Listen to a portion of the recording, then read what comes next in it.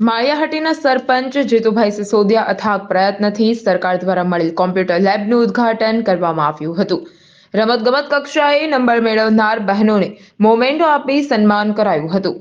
માળિયાહાટીના સરપંચ જીતુભાઈ સિસોદિયા, બ્રહ્મકુમારી મિતાબેન, બ્રહ્મકુમારી જલ્પાબેન, ચાપરાજભાઈ સિસોદિયા સહિતના અનેક તેમજ સ્કૂલ સ્ટાફની ઉપસ્થિતિમાં ગણિત વિજ્ઞાન પ્રદર્શન ખુલ્લું મૂકવામાં આવ્યું હતું।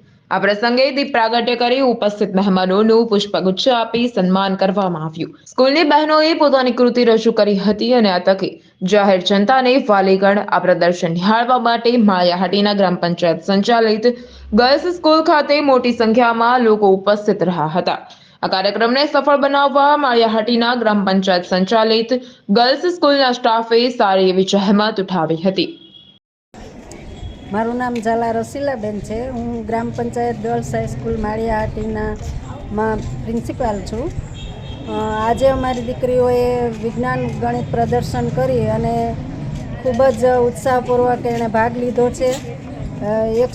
39 કૃતિઓ છે અને એક કૃતિમાં 2 દીકરીઓએ ભાગ લીધો છે। ખૂબ ઉત્સાહપૂર્વક એણે ભાગ લઈ અને શાળાનું ગૌરવ વધાર્યું છે।